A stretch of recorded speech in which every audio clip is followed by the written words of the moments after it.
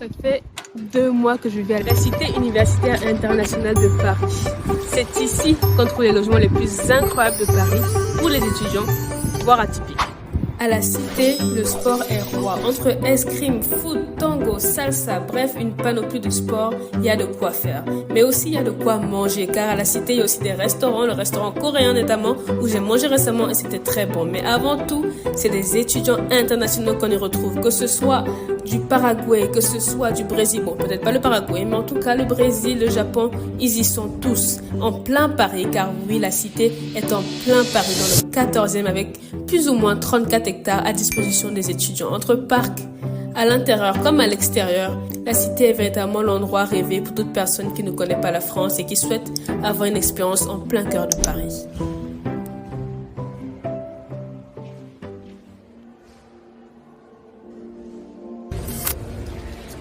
Alors, je me trouve dans la salle du patrimoine de la Cité universitaire. En d'autres termes, c'est la salle où toute l'histoire de la Cité, les origines de la Cité est mise en avant et son histoire est expliquée. Qui sont les fondateurs?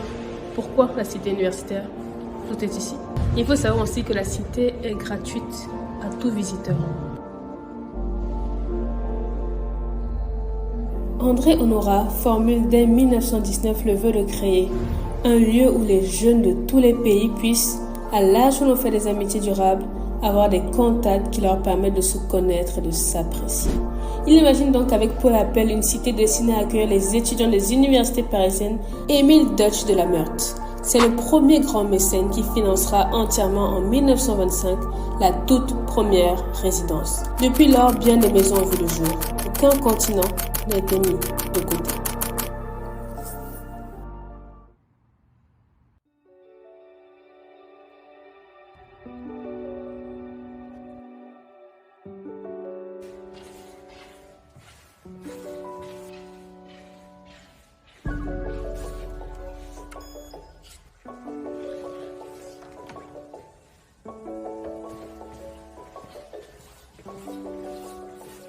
Je vais vous faire visiter un peu la maison d'Égypte, la résidence dans laquelle je vis. Ascenseur. Ah.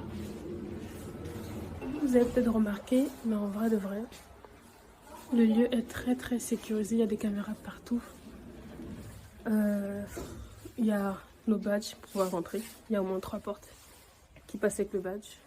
Je vous présente la cuisine. Pretty nice kitchen. La cuisine est assez grande quand même, on va pas se mentir. Très sympa. Je réserve ça pour tout à l'heure. Sachant qu'il y a une cuisine pour chaque étage. Je crois qu'il y a 8 étages. Donc ça veut dire que honnêtement, à par étage, je pense qu'il doit y avoir peut-être 15 personnes. 15-20. Donc honnêtement, sachant qu'on est des étudiants, la plupart, beaucoup vont commander à l'extérieur, beaucoup vont pas manger sur place. Souvent on a des horaires aussi un peu chelous. Ce qui fait qu'en général, c'est très rare que ce soit super occupé ici.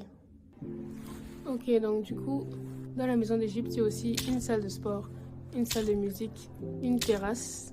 Il y a un espace de convivialité où on trouve une télé, des canapés, etc. Des fois, il y a des events aussi, juste tout simplement dans la cité. La maison est toute nouvelle, donc il n'y a pas beaucoup d'events forcément. Mais en tout cas, dans la cité, il y a beaucoup d'events. La dernière fois, j'ai fait quoi? Une soirée jeu de société dimanche dernier, c'était vraiment sympa. Contrairement à ce que les gens pensent. Ce n'est pas que des étrangers qui peuvent venir ici, la preuve. Je vis ici. Et donc, il faut juste tenter sa chance parce qu'en tant que tel, il y a même une maison d'Île-de-France ou une maison des provinces de France. Donc, techniquement, ils ont aussi pensé aux gens qui vivent en France et qui ont aussi envie d'être dans un environnement idéal, idyllique. Donc, n'hésitez pas en tout cas à vous inscrire.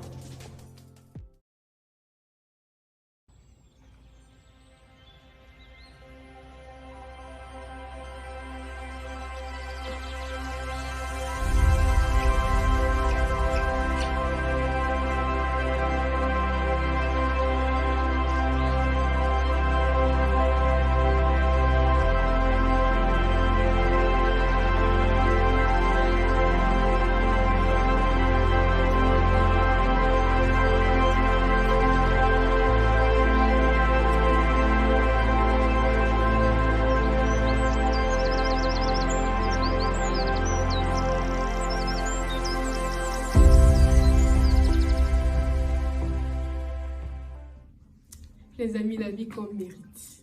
J'ai une voisine chinoise qui m'a fait une omelette chinoise Et aussi une voisine iranienne qui m'a fait un thé apparemment, typiquement iranien. Donc on peut dire que je suis vraiment à l'aise ici. Non, honnêtement, sans blague, un des trucs qui est vraiment top ici, c'est ce côté un peu multiculturel, d'où cité internationale. Hein. C'est, je pense que la trait numéro un, c'est que certes, les étrangers, peut-être, supposons les japonais, viennent ici parce qu'ils ont une maison. Il y a une maison japonaise qui a été construite par l'État japonais. Pour autant, c'est pas juste les Japonais qui vont rencontrer ici, c'est aussi les autres pays d'Asie, c'est aussi les autres pays du monde. Ce melting pot là que des fois les gens viennent chercher ici. Au-delà du fait que effectivement il y a un support administratif, c'est que les gens sont pas seuls. Quand tu es étranger, que tu viens en France, faire tes premières démarches administratives, c'est pas facile, donc il y a aussi ce côté-là. Mais tout simplement aussi juste la beauté de la diversité, avoir des events, avoir un lieu un peu sécurisé où tu peux faire toute ta vie. Il y en a qui doivent sûrement faire école, maison. Et vu qu'ici il y a une poste, une banque, un restaurant, le cruise et des events, limite je vais te dire pourquoi partir, quoi. Pourquoi bouger, pourquoi essayer de chercher autre chose. Je pense qu'il y a beaucoup de ça sur le pourquoi les gens viennent ici. Et puis écoutez, that speaks for itself. On parle, mais ici c'est très récent. Littéralement j'étais une des premières locataires d'ici. Soit vers en janvier, moi j'avais le 15 janvier.